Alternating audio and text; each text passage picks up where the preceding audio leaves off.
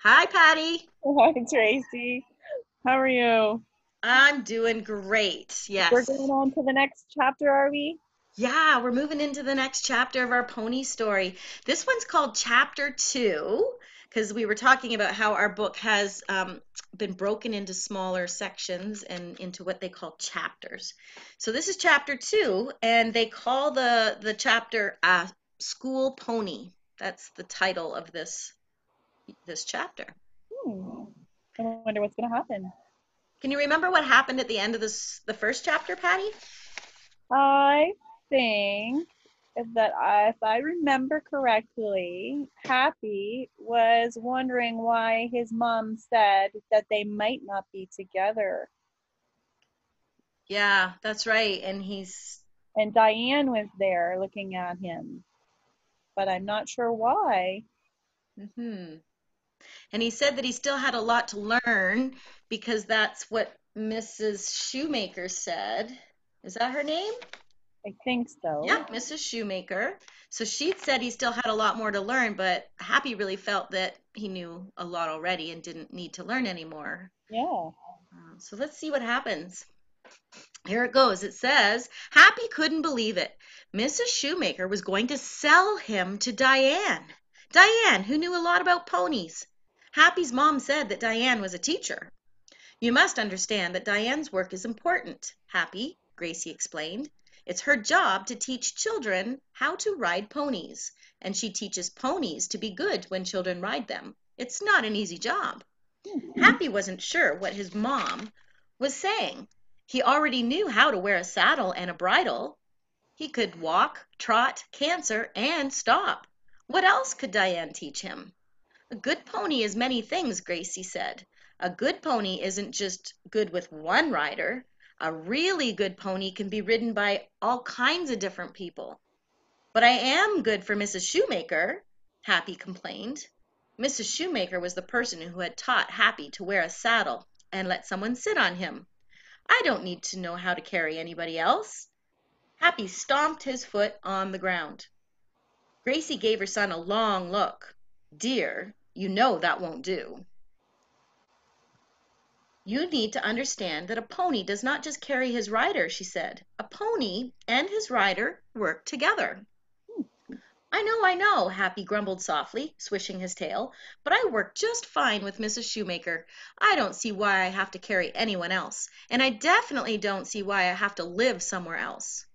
Happy snorted and trotted away from Gracie. He liked living with Mrs. Shoemaker. He liked his grassy green field, and he especially liked being close to his mom. But not right now. Right now, he wanted to be as far away from her as possible. Why do you think that is, Patty?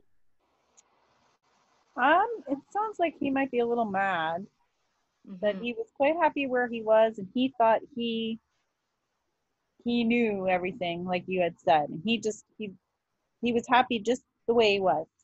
Yeah. And it says here that his mom just didn't understand. She said that she should go away with that he should go away with Diane, and she said it would be best for him. How does she know what's best for me? Happy asked himself, kicking a crab apple. I want to stay here. Shoemaker's stables is the best place for a pony. He walked around the field dragging his hoofs. Shoemaker's stables really was a great home. Mrs. Shoemaker gave him carrots and apples, and he could go out into the pasture whenever he wanted and eat the tallest grass and clover. But he wasn't hungry for grass. He didn't even want clover. A bright yellow butterfly flapped by on his nose, and Happy didn't even bother to chase it. Hmm. "Oh, Happy, go lucky!" Miss Shoemaker called. Happy pricked up his ears. Mrs. Shoemaker sounded glad. Maybe I'm not leaving after all, Happy thought, and he sprang into a bouncy jog and headed towards the fence. Happy, I'm very proud of you, Mrs. Shoemaker said. As of tomorrow, you will be a school pony. Tomorrow? Happy thought, surprised. A school pony? And his head drooped. I wonder why he's not happy about that. I don't know. He's probably happy just where he is, but sometimes we need to go outside of our comfort zone and go somewhere else sometimes to learn Yeah. more. Yeah, that's good insight. Let's see what happens here. Well, Mrs. Shoemaker patted him for a really long time, and she said to him, "It's such wonderful news. We should celebrate." She reached into her pocket and pulled out an apple. But Happy didn't feel like celebrating. He stepped away from the fence and ran all the way to the barn. When he reached his stall, Happy lay down and snuggled his nose against the side, like he'd always done when he was a little colt.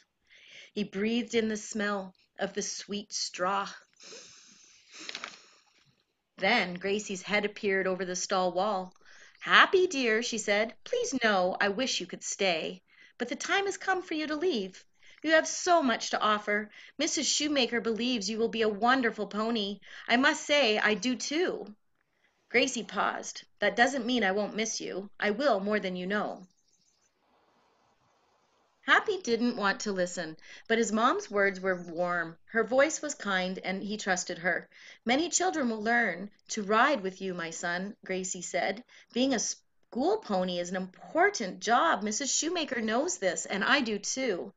Happy raised his head and looked at his mom. Then he looked out at the fields, and beyond the crabapple tree he could see Mrs. Shoemaker walking towards her house. He couldn't believe that tomorrow he would have to say goodbye. He sighed as he remembered the first time he had stepped to the door of the little barn on his wobbly little legs. That was when he was just a foal. That's what they call a baby horse, a foal. Happy had been curious and a little bit afraid, but his mom had nudged him along with her soft nose. And when Happy had finally walked out into the field, Mrs. Shoemaker had clapped and said the most encouraging things. The world had seemed so big on that spring morning and so bright. The sun had been warm on his back, there had been lots of new smells. All those new smells were familiar now. And tomorrow would bring many more new things, some of the first new things that Happy had experienced in a long time. Would they feel familiar, though? Happy sighed. He could hear his mom in the stall next door. He had so many questions, but he was tired now, and his questions would just have to wait till tomorrow. That's the Hmm, end of chapter 2. What do you think, Patty? that's a good story. And when you were reading that, I was just wondering if maybe some of the preschoolers, when they come into the preschool for the first time, they feel like that too, that they're Yeah, going into somewhere not familiar.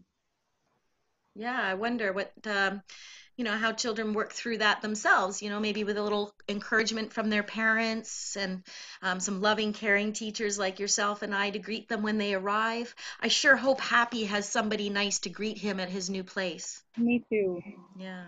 Well, we'll have to wait to find out. Chapter 3 will be next. Bye for now. Bye.